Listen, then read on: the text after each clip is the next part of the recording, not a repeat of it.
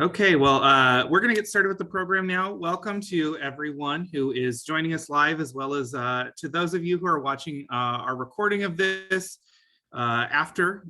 We are grateful that you're here with us, and hopefully have an informative program ahead for you. Got a special guest with us here today, so very excited to get started here. This is the first in our three-part advocacy training series. So today we will be doing Advocacy 101, how a bill becomes a law in Ohio. So this training really came from just a question of, how do things work at the Statehouse? If you're not sort of in it every day and really following the workings of the Statehouse, it can feel pretty complicated and even inaccessible. So we wanted to do this training to start diving in a little bit more and give people some access to understanding how things move at the Statehouse and how they can follow along with legislation. So we've got some great folks on the call today. They're going to share some more information that will help inform you as you follow legislation and follow what's going on in the Statehouse. And as we get started here, I just want to make a quick ask of you. If you're enjoying this programming, if you're really dedicated to this advocacy work that OEC is doing in partnership with folks like you across Ohio, I would really ask that you consider making a donation to help support not only doing more trainings like this, but also the advocacy work, paying for folks to be at the Statehouse and be our advocate and helping support that work. It's a lot of hard work, and we really depend on supporters like you. So definitely would ask you that if you can, please help chip in today and support this work. We have a link here that we will post in the chat that you can go on and make a quick, easy, secure donation online. And we thank you for your support and for being a friend of the OEC. We are so grateful for all of you. So I want to transition to our program here. So as I mentioned earlier, we got a couple folks on the call who are going to share more about how lawmaking and how the processes at the Statehouse work. So we're going to start, and we've got Pete Bucher, our Managing Director of Water Policy here at the OEC. You can see Pete on the call here. He's going to share just more about the process and how that works at the Statehouse, some of the nuts and bolts of that. And then we are also extremely excited to have a very good friend of the OEC, former staff member, now Ohio State Representative Sedrick Denson. He's going to be joining the conversation in a few minutes, and we will have some questions for him to get more of an inside perspective from a legislator about how that process works at the Statehouse, how he takes in information from constituents and advocates and what that looks like. So very excited to have him as part of the program today as well. And then as we wrap up our program later, Pete will be taking audience questions. If you have either something from his presentation or you have a question that pops up during his chat with Representative Denson, feel free to put that in the chat, and Pete will try and take a stab at those questions later in the program as well, so we can try and get you all those questions answered and make sure you're leaving feeling really informed and ready to go. So now that we've sort of got the lay of the land here and we're ready to go, I am going to turn it over to Pete, and he's going to dive in with his presentation and get us started here. So we'll have some slides as well for you to see so you can follow along with those. So now I will turn it over to Pete. Thank you for being with us here today. Yeah, thank you very much, Drew, and thanks everybody for spending a little bit of time with us today here during the lunch hour. And as Drew said, we know that the process down at the Statehouse for how a bill becomes a law in Ohio can seem very complex if you're not familiar with the processes, the tools, the resources, the pace of the General Assembly. And so that's something that our policy advocates every day are dealing with. And so we wanted to provide just kind of the basics and build from there and see what questions people might have, what other resources might be useful. and just build our members' knowledge about the process so we have a transparent and high functioning government here in Ohio. Next slide, please. And so for those that may not be as familiar with the Ohio Environmental Council, the OEC advocates for a healthier, more sustainable Ohio. We work daily to restore, protect, strengthen the quality of life for families and communities, from the air we breathe to the water we drink, to the food that we eat and the natural resources that many of us enjoy in a state like ours. The OEC has 4 main programmatic areas that we focus on: water, energy, public lands, and democracy. Next slide, please. The OEC's sister organization is the Ohio Environmental Council Action Fund, and the OEC Action Fund aims to protect, enhance the environment and the health of all Ohioans by advancing critical priorities and holding policymakers accountable and electing environmental champions. And we really do this work at the state, federal, and local level, really trying to impact change in the various levels of our government. Next slide, please. And so when you're going to dive into advocacy and how a bill becomes a law and how do you want to understand what a bill says or where it's at in the process, you really have to start with the basics and do your homework. You need to track the bill, figuring out what the number is. You need to read the bill to figure out what the bill actually says. You need to know the implications of the proposed change in the bill and what that will do for Ohio. You need to understand where it's at in the process from becoming an idea to a bill to a law. Ideally, you will see what other states have done. I know that's often a very useful benchmark for legislators in their deliberation to see maybe what Pennsylvania has done, or Indiana, or West Virginia, or Michigan, or other neighboring states. And then gather any helpful resources you can to make your case as to why you believe what you believe, whether you're supporting the bill or you're against the bill or simply an interested party following it, but you want certain comments on the record. Next slide, please. And so the first thing you got to do is understand the political landscape of the Ohio General Assembly. And so you see there the numbers as to which parties are holding which offices in our state General Assembly. And so you can see in the House of Representatives and the Ohio Senate, due to largely gerrymandered maps that we've had for about 10 years now, there is heavy supermajorities by both the House Republican caucus and the Senate Republican caucus. And then we also have all 5 of our statewide offices held by Republicans at the moment, starting with Governor DeWine. And so this is important because some areas of policy, you might have a pretty good stance going into it where a political party stands in an issue. Obviously, it's not that topical. You need to still do your homework, but this just gives you a foundation to know that certain things like environmental issues may not be at the top of the priority list for certain caucuses or political parties that are holding the offices at the moment. And so if anybody's following along in the news, they are working through the process for new legislative maps here this week that will dictate the next 4, potentially 10 years of Ohio legislative districts.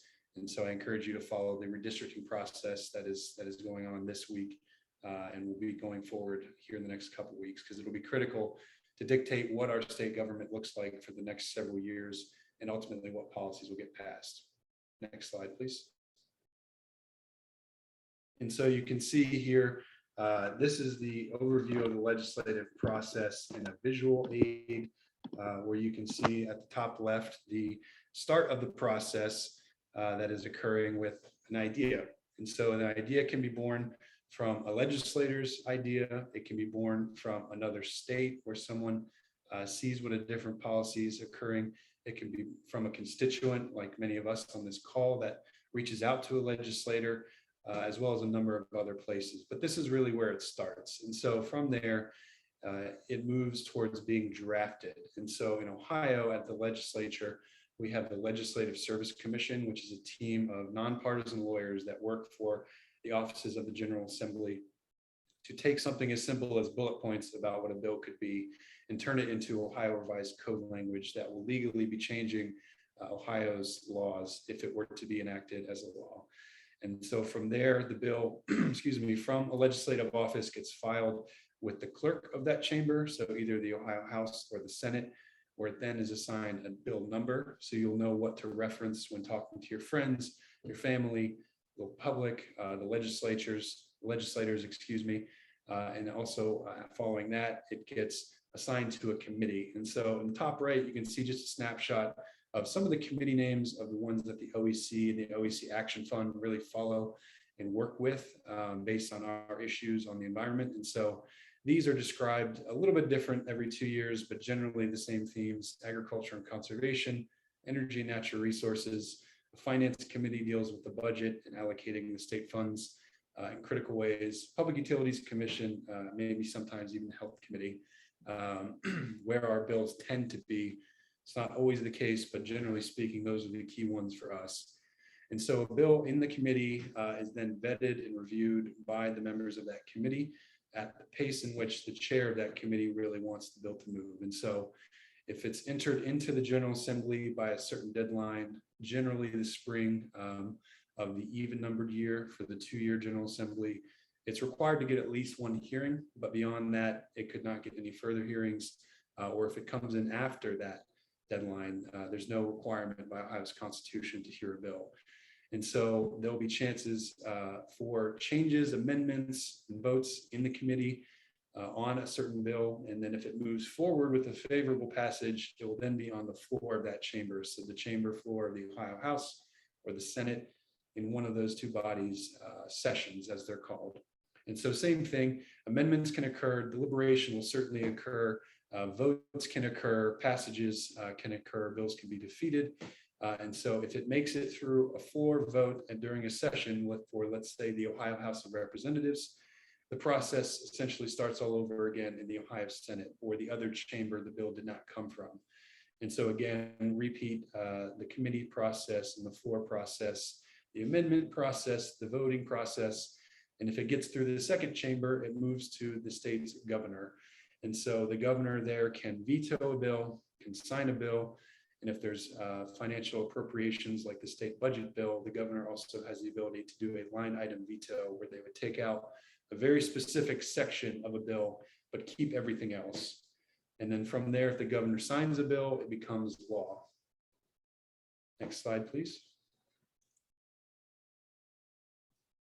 And so the next thing, once you kind of understand the flow and the pace, I think it's really important to understand the pinch points of when you can speak up and make your voice heard. This is really critical so that you are speaking up at the time when it's most impactful.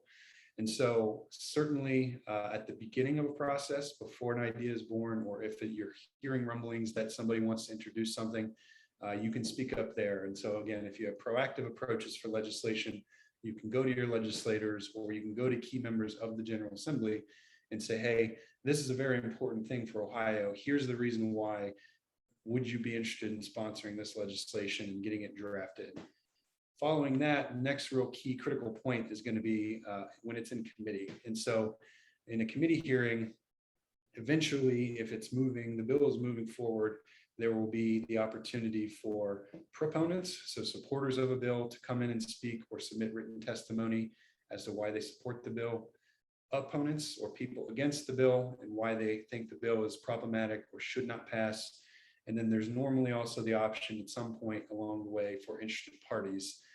So people that maybe are neutral or they want something on the record, but they don't want to support it officially or be in opposition.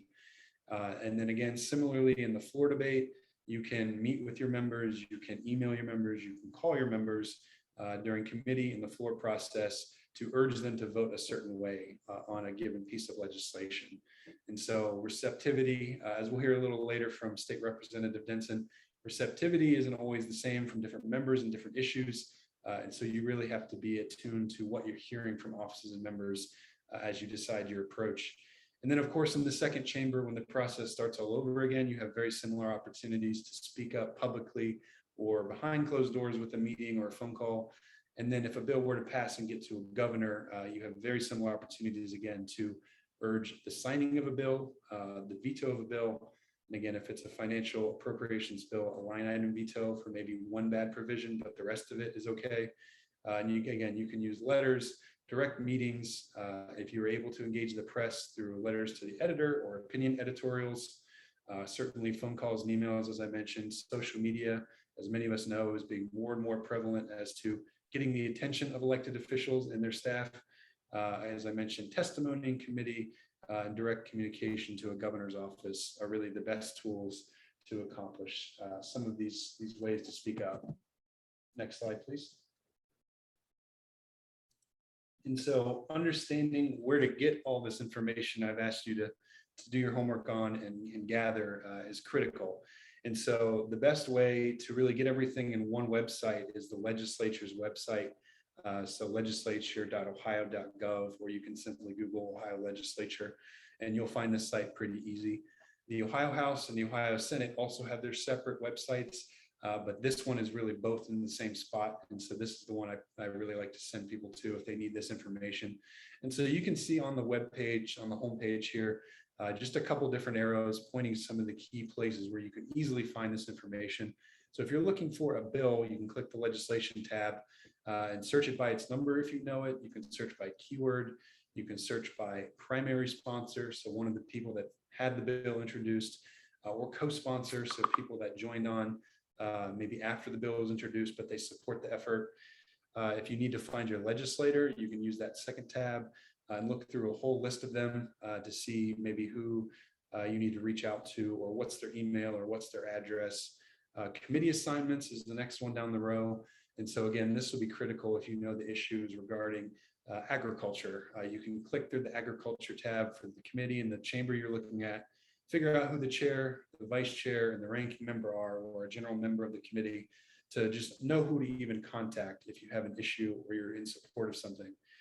If you want to find out information about the floor sessions, or chambers make a final passage of a bill, if they decide to do so, there's information there about the schedule, the journals, which is really the minutes after the fact of what happened in that session, how was it voted on, and then the budget happens every 2 years to fund the operating side of the state government. And so there's a lot of resources there, because that is really going to drive the direction the state goes for a number of programs and a number of agencies. And so there's a wealth of resources during the budget tab as well. And then you also have the quick links in the bottom left. So a lot of what I just went through is right down there as well. If you don't know your legislator, you can put in your zip code, your address down in the bottom right, and it'll tell you who it is. There may be some overlap depending on where you live and if there's somebody that's sharing a zip code, for example. But everything you need is right there on the website. And so next slide, please.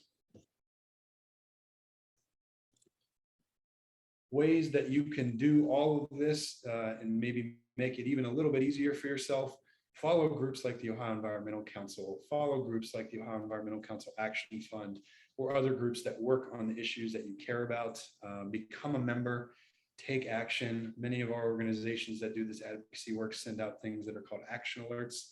And so sometimes it's as easy as plugging in your name and your address and your info, and then it'll shoot an email off to the decision makers about that bill or that topic to say, hey, I stand with this stance. This is problematic, or this is good for Ohio. That helps us accumulate numbers and voices and stories to show that it's not just the OEC or the OEC Action Fund screaming in the wind about something, that there are a lot of Ohioans that care. The easiest way, follow all these organizations, especially the OEC and the OEC Action Fund, on our social media handles. We are on all of the major platforms. And so we put a lot of information out there, make things very readily available to click and find out information on a bill, or watch a clip of a committee or a session in a critical moment. And you also have my contact information there if something comes up. All of our information is on our website to contact staff as well. And then, as Drew said at the top, this doesn't really happen without donations. And so anything you're ever able to do to support the organization like the OEC or other issue areas you care about, it really goes a long way to make sure we have experts doing what we're doing, monitoring the Statehouse when a lot of times it might go unnoticed or unwatched. And so thank you again for being with us here today. Next slide. We are pleased to now welcome on State Representative Sedrick Denson, representing Ohio House District 33.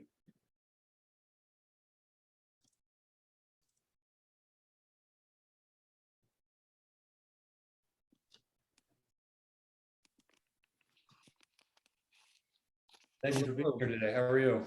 I am well. How are you? I'm good. Any critiques of the process that I just overviewed? As you're the expert. Absolutely. I don't think I can add anything else.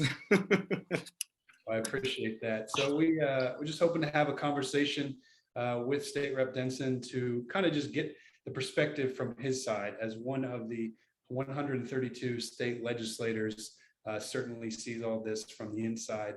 And they always say you don't want to see how the sausage is made, but that's what we're going to kind of unveil a little bit here more today. So just a couple questions and we can talk through these and hopefully kind of get at that a little bit more what it's like on your side of the desk. So the first one is really, what are some of the most impactful ways that constituents can raise issues with you or your colleagues in the General Assembly? The most impactful ways are directly just coming directly to us, speaking to us about any concerns. I think the best way we see some advocacy of different bills from our constituents or they are a part of an organization, sometimes a part of some type of advocacy group that has some ties to the Statehouse, and they come in and they list out why they do or do not support and how it'll affect their part of the state or the entire state. But reaching out directly to your representatives, I think a lot of times some people kind of figure that it's hard to get in touch with us, and it's really not. We're waiting on you to get in touch with us. So it's a great opportunity to just reach out directly, set up a meeting, catch us when we're in the district, or if you want to come up to Columbus and meet with us, come to Columbus and meet with us. But that direct contact is so important. And it happens a lot of times, but sometimes it doesn't. Sorry. Yeah, and I can echo that. I used to work at the Statehouse as a staff member for one of the representatives. And a lot of times you might not even know something's an issue until somebody speaks up, because there are just so many bills. I think by the end of each General Assembly, there can be upwards of 700 or so bills, sometimes more. And so I would completely agree with that. You just have to start by speaking up, engaging in a way you feel comfortable. And correct me if I'm wrong, Representative Denson, most members, their office is only in Columbus. So if it's an in-district meeting, that'll be much more casual at a coffee shop or a chosen location between the two sides. So very much trying to demystify getting in front of your elected leaders. Yeah, it's important, at least for me. And I know a lot of times folks, they send in those emails that we get a lot of, I support this or I don't support this. I use that time to actually, if they leave their phone number, and I think it scares constituents sometimes, I will actually call you because they don't expect you to. So when I'm driving back and forth to Columbus, that's my time to call and talk to constituents about different issues. But it just gives you a real interaction of us, because I think sometimes, even me being in a prior organizing role and in the community, when you get to the Statehouse, sometimes you don't lose touch with what's going on, but you lose the ability to really be on the ground and understand what people are talking about and how issues are moving. So that interaction is important for me to be relevant with what people actually want and not think that I'm just smart enough to figure out what everybody wants. So I do use that time when those numbers come through to call. You're right. I'm lucky enough to have a location down here in the district where we can meet, but certainly meeting at the coffee houses or wherever folks are comfortable, it goes a long way to really just kind of, as they say, let your hair down and have a real interaction and talk about some of the impacts of legislation. And something else I like to remind folks that maybe aren't as familiar with the Statehouse or legislators is they all come at this from a different professional background. Some of them are attorneys, some of them are organizers, some of them are doctors, some of them are teachers, or many other professions. And so they don't come in with 1,000 different areas they're an expert on. And so if you have passion about something or expertise, I find that many of them find that valuable because they don't have it at the moment. They may not have it at the moment. So that's critical when there's so many members and so many bills and so many subjects to speak up. And so the next question I have for you, Representative Denson, what is something about the lawmaking process that citizens might not know? Something about the process you may not know. It's extremely, extremely hard.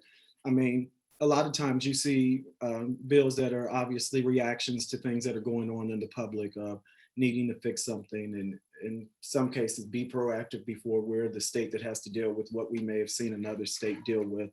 But some of the things that you may not know is the process for a bill, if you're really trying to to get something through and worked is extremely hard. For example, I have a breast cancer bill right now that's going on. My joint sponsor is Representative Gene Schmidt, who's a Republican from the Claremont County area. I believe it's Claremont County. But all of the things, when you think about what goes into a bill, is you're always thinking about the end goal of it being signed. So is this even something that the governor is going to give us a problem with? And so you're kind of working backwards a little bit. And you're kind of putting out all of your fires before you even get a committee assignment or you drop a bill.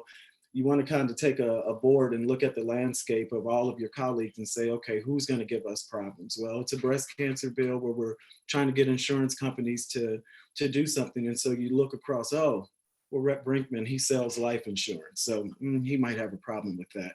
And you start working on him because you want all of your fires to be out, because the last thing you want is a floor debate of your bill going on and to possibly have your bill voted down. You want to do all of that homework before, and that's both internal and external. That's making sure you have everyone at the table, because a lot of times you will be doing a bill and not realize that there's an advocacy group or some type of organization that exists in the state that'll pop up at the last minute when you think that you've done all of your homework, and they'll say, wait a minute, we don't like this part. And then it's kind of like, okay, now we're back to square one. So it's a lot that goes on behind the scenes. And I would say, even in this case, for the breast cancer bill that I'm working on, every Friday, I meet with a group that's helping us on the bill. We scheduled a lunch every Friday, and we've been doing that before we even dropped the bill for about 2 months. So there's just a lot of things that go on behind the scenes of making things work.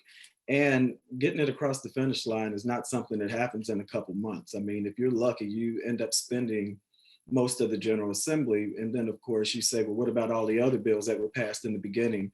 Those are some of those bills that are just priority bills that are set, that either one of the caucuses have maybe agreed on or maybe not agreed on, but some priorities are already there and things are just ready to go and off and running. But to really come up with some good legislation and policy change, it takes a lot that goes on behind the scene to make everyone happy, if you will. And that's not an easy thing to do, dealing with 99 people and making sure that all of your constituents and all Ohioans are best served.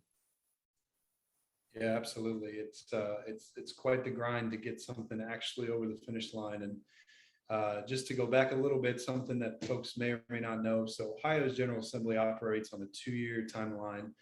And so if a bill or a number of bills, which happens every time, don't get over the finish line, the slate's essentially wiped clean. And so certainly members can pick up something that was already written, get it redrafted with the proper General Assembly number, but you essentially have to start over from the process. Certainly the coalition building that Representative Denson hit on, that doesn't go away with the relationships and the dialogue, but just so folks are clear on the process, things kind of get wiped clean if things aren't passed into law. And so next question I have for you, Representative Denson, we've seen quite a bit of legislation that's bad for our environment in recent years. Do you have any suggestions for getting more lawmakers to support pro-environmental legislation? We've had certainly our share of bad things that have happened as far as the environment's concerned. And I think what we can do is, again, those personal interactions, reaching out as you being a constituent or with an organization, and really pressing down on the priorities and policies of why these things are important is extremely important. What I'm starting to learn with most of, and I won't say all, because there certainly are friends that are just not environmentally friendly in the General Assembly, and they're loud and they're vocal about that. And they always will be, for whatever reason that obviously it doesn't make sense to me. But in most cases, even when I'm talking to some of my colleagues across the aisle, what I come to find out is that they simply don't know. They don't understand. And so they listen to those loud voices and it sticks. And there's no one really speaking in a loud way, or maybe even from their area, that is bringing them on board. Because I was having a conversation about some legislation, and when I really broke it down to them, they said, well, I've never heard it that way. You know, I think there is a group back home. Let me check with them. And they bumped back into me and said, you were right.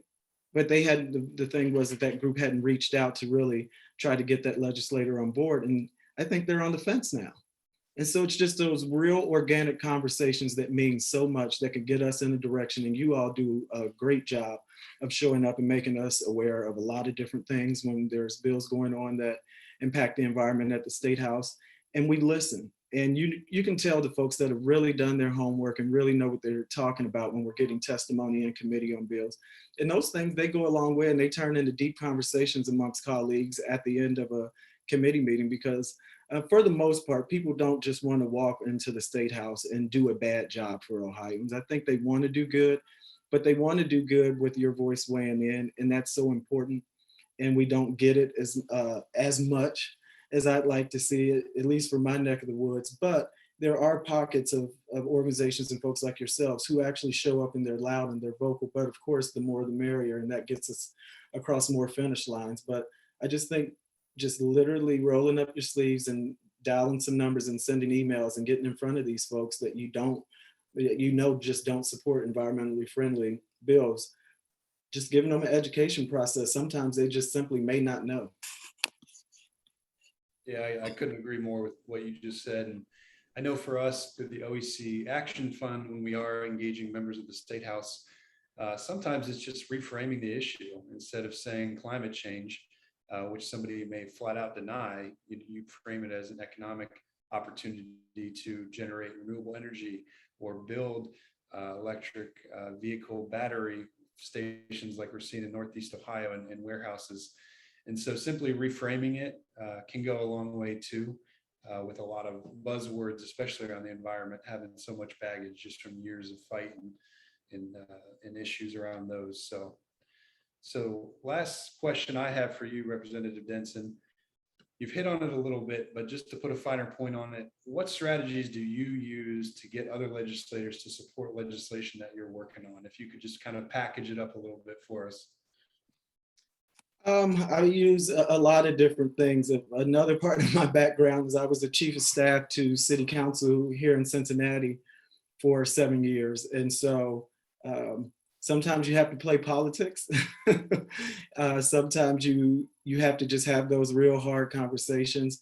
For example, I know one of the things when we're talking about my breast cancer bill, it's like, do you really, with one of the legislators, we laughed about it, but it's almost kind of serious. Do you really want us to get all those women in pink t-shirts to start parading through the halls of the Statehouse? Do you really want to tell them no, that you don't want to do something to save lives? I mean, you come across a bunch of different tactics that are, that you have to pay attention to. You have to, one, know your colleagues very well, understand what really sets them off, where they're reasonable, and you go after that. Some folks are just easy enough where you can knock on the door and go sit in their office and have a real conversation like two adults. But some folks you kind of have to put on some gloves and really really go to fighting to really get them to understand or really put them on blast. I mean, I'm not one of those legislators that do things like put out other colleagues' phone numbers online to call and all those sort of things. But I think you come up with a toolbox with a lot of different ways to approach how to get things done. I think probably the most impactful way is making sure that when I'm working on a bill that I have a table of interested parties that are all sitting together, not at just one meeting to say we've done it, but getting together a good 2 to 3 times, really covering all the good, the bad, and the ugly. Because the other reality is that a lot of these groups have a lot of influence, and so on our colleagues. And so if a group that is in there that is really not wanting to see this legislation happen, but is willing to come sit at a table and us get to a point where it's something that everybody can digest, they'll go back and they'll use their influence to weigh in on that colleague as well. And so sometimes it kind of, it minimizes all of the other things that I have to do because they take care of that. So you want to make sure that all those folks are in the room and you don't want to overlook anyone. I realize that a lot of us don't get along on a lot of different things, but one thing I'm always thoughtful about and always would be fair about is making sure that everybody's at the table before we drop any bill. so we can hear and try to work through it. Sometimes you're able to get through it and sometimes you're not. But you take the good, the bad, and the ugly, and you still do something that you know is being impactful for everybody at the end of the day. So I know at the onset, we said I'd be fielding the Q&A, but we just got one that I think is a little more appropriate for you, Rep. Denson, if that's all right, if I read it. I can hang out for a few minutes for any questions that anybody may have for me. So the first one that I'm seeing is saying, do email campaigns organized by advocacy groups like OEC or the Sierra Club make any difference? Even if I personalize it, do legislators actually care? I would speak for my office and a few of the colleagues that I am close with. They do make a difference. I know for my office, when we start to get those email campaigns in, I keep a chart of who's running the campaign and how many folks are reaching out and what part of the state. We keep a tally on all of that. And again, I start calling those folks as well. Now, everybody doesn't do that, but I know a lot of offices, they do pay attention. Well, how many folks are reaching out saying yay or nay? And what part of the state are we hearing something from? All of those things, all those things make a huge difference. And I encourage folks to do them. People always say, well, are phone calls more effective, or emails more effective? Is coming in for testimony or written? I say do all of the above. Do all of the above, because every office does have their way and their style of what they pay attention to.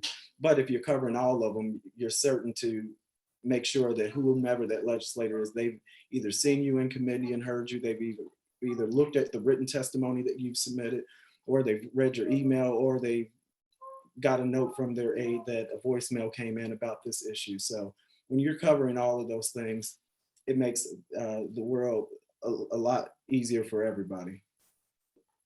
And again, I can echo that from my former role as a staff member. I know my previous boss, when we get high quantities of emails on the same thing, that would really perk his ears up, make them realize, oh, this is important, or this is doing good or bad in the community that I represent. People are listening. And similarly, in our role at the OEC Action Fund in particular, we'll have dialogue with members where we are sending action alerts in high quantities to them because it gets directly in their email, and they reach out with us, have a conversation. Sometimes just have a conversation, sometimes to ask us to cease and desist because numbers are so high. But it is just one of the many tools, as Representative Denson said, that is a little easier to do, whether you write your own or click an action alert. But it is one of many tools that we really need to deploy to play defense and offense on certain bills. And so, as a reminder, if you have questions in the chat, please put them in there. I'm not seeing any more at the moment, so we might be able to give you your lunch hour back, Representative Denson, and I can take it from here. But we really, really appreciate your time, and thank you for everything you're doing, representing not only the Cincinnati area, but the whole state. Well, I certainly appreciate the opportunity to come on, and thank you all and all of the attendees for really wanting to be a part of the process. There's a lot of things that happen at the Statehouse that you just wouldn't believe have an everyday impact on you. And so making sure you know the process, understand the process, and can weigh in on that, it really makes a difference, because sometimes things can move very fast on some pretty big things. And so knowing how to respond to those things is extremely important. So I just appreciate the opportunity to share, and that everybody's concerned about this. As you can see, I've got somebody behind me, so it's probably perfect timing for me to go, but enjoy the rest of your day, and thanks for having me on. Thank you so much for joining us. It's great to see you. Like I said earlier, friend of the OEC and great advocate in the Statehouse. So we are so grateful that you could make time to join us today from your busy schedule. Well, thank you, and tell everybody I said hello at OEC. Yes, we will. All right.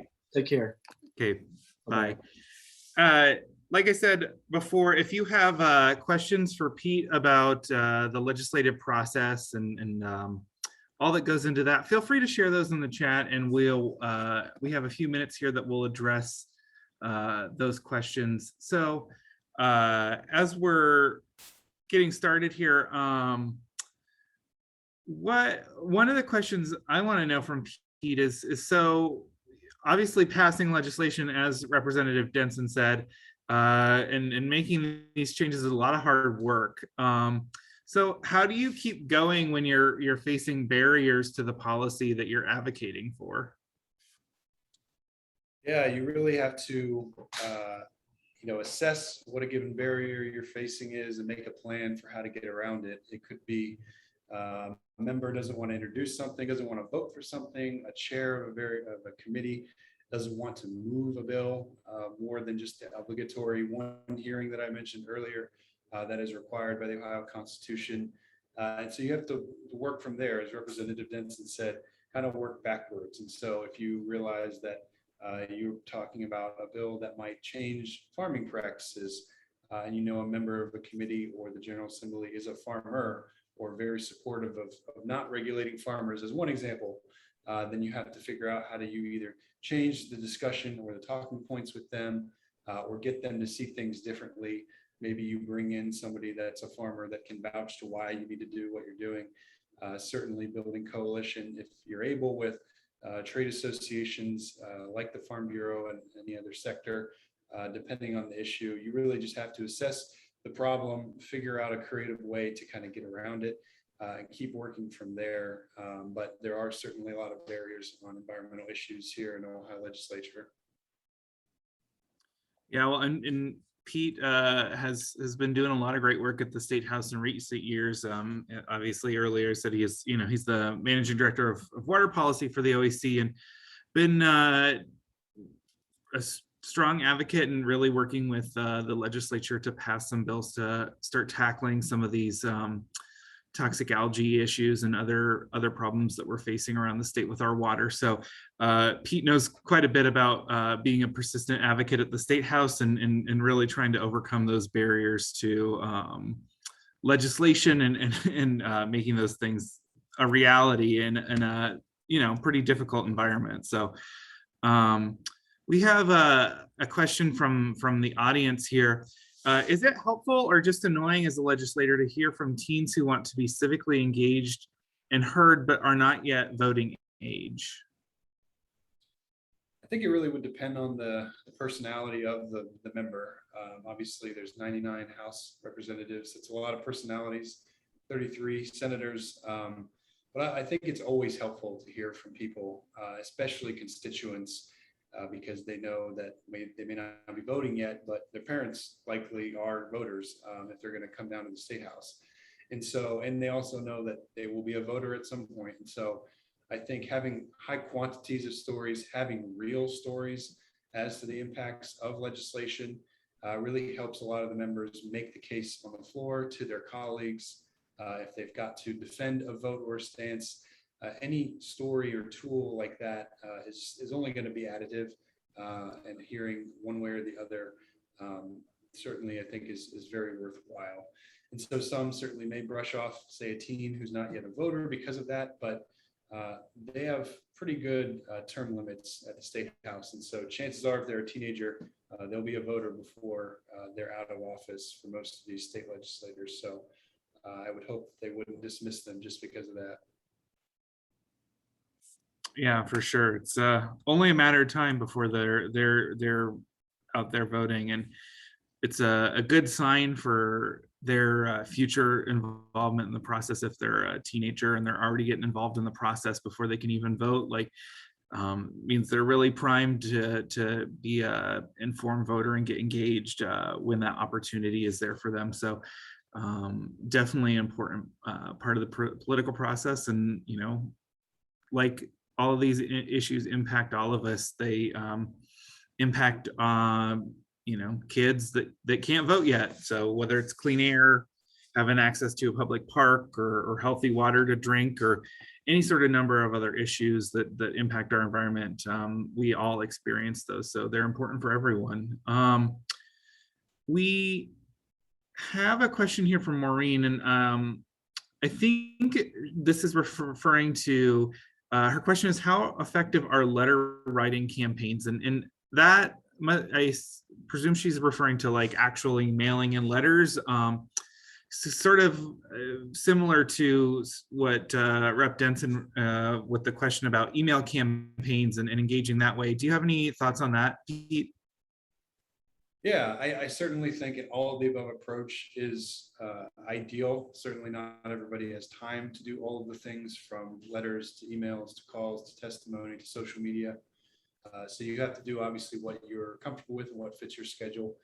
The one thing I would flag, just again from my time as a legislative aide, every office handles mail differently in my experience. And so, sometimes the member will only see top priority things as they deem they should be in their system. Some members may want to see every piece of mail that comes through, but they are not going to be the ones, more times than not, fetching their mail from the mailbox. And so there is a chance, that something may never even get to their desk, just depending on how they approach constituent inquiries or mail or letters. So that would be the one issue of why I would still say try to do all the above. So maybe put your letter also in an email to that member. Their email formats are their first name dot their last name at ohiohouse.gov or ohiosenate.gov, as well as they have constituent or district emails on the website as well. So if you can do both, if you can do all three, including social media, just so that you're getting directly to them. But certainly any engagement is worthwhile. It just kind of depends on your comfort level and your time. Yeah, and I will also flag on that question. If you're trying to get in touch on something that's like urgent, they're voting on something tomorrow. Obviously, a letter writing campaign is not going to be effective. You're going to want to make a phone call or send an email so that you can get there quicker. Because if you're contacting them about something urgent, you obviously don't want to send a letter in the mail and have it get there after they've already taken the vote or made a decision or whatever. So that's definitely something to think about, as well as what kind of time frame are you working on, and does it make sense to use a sort of slower channel with mail, or should you go somewhere faster like social media, email, phone call, that kind of thing. So all things to consider, and all of that sort of range of all of the above options that we've been discussing throughout here in terms of getting to legislators, letting them know how you feel, and helping to try and maybe educate them on some of the issues that you're seeing in your communities across Ohio. And again, if you have any other questions, please feel free to put them in the chat. We are almost out of time, but we have space for maybe another question or two if anything pops up. One question that I would like to just hear from you a little bit more about, Pete, is what's your favorite part of doing advocacy work? Yeah, for me, getting to work on issues that I'm really passionate about as an Ohioan is something that I like to do with my day-to-day. So I manage our water program alongside my colleagues. And so I get to do a lot around Lake Erie, Great Lakes policy, harmful algal bloom mitigation, generally keeping our water clean along many of our partner organizations. And so getting to get up and do something that I'm passionate about is one thing.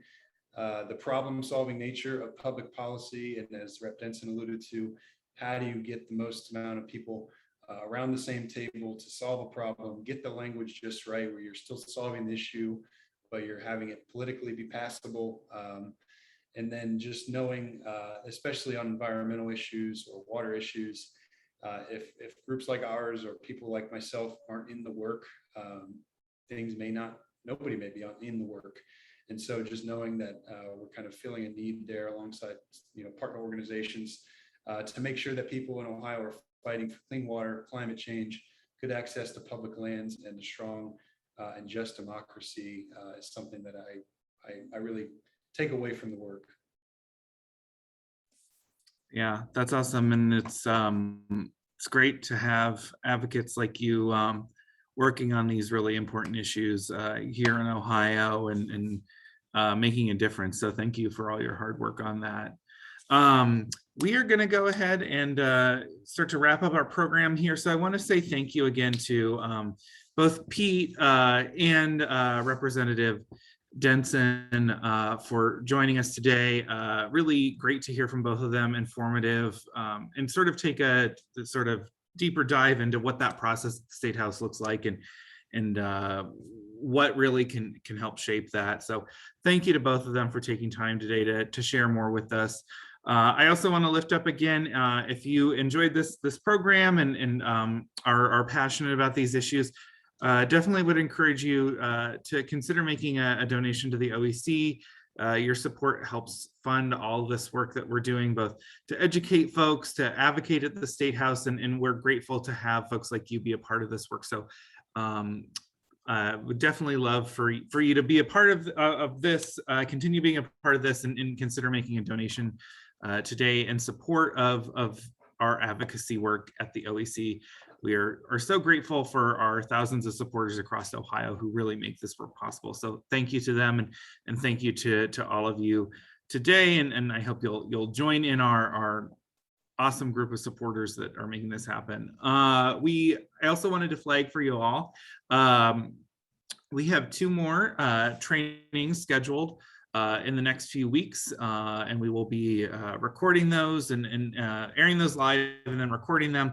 So if you're watching this after the fact and those recordings are already done, then you can just move on to the next one like you're on Netflix. But for those of you that want to be a part of this live, we have 2 more trainings scheduled coming in October. So on October 5th, we have What's in a Law, How to Understand Legislation in the Ohio Code. You know, bills can be really sort of wonky and complicated. And so we want to dive in more on what makes up legislation, what's that look like. So there'll be more information for you there on understanding what's moving at the State House. And then on the 26th of October, we have Advocacy in Your Backyard, How to Make a Difference in Your Community. And that's really looking at how you can get involved in advocacy on the local level. You know, there's obviously federal action, there's action at the state, but there's also action in your community. There's a lot that your community can do to take on really critical environmental issues, whether that's investing in parks or how we, secure our clean water, or whether or not we're getting our power from clean sources that don't contribute to climate change. So there's a lot of great advocacy opportunities, both or at the local level as well. So we'll be diving in a bit more on those on the 26th of October. So we also will be sharing a recording of this event afterwards. So please feel free to share that with friends, family members, whoever that might be interested in learning more about this and getting involved. Definitely feel free to forward that along and share that to those folks that might be interested. And to our audience that has joined us today, I just want to say thank you to you for being with us here. We are grateful to have you be a part of this work with us and to join in on this training. So thank you so much. And we will look forward to seeing you next month at our continuation of this series for learning more on what makes up laws and how we can get involved in our community. So thank you to all of you, and we'll see you soon. Bye now.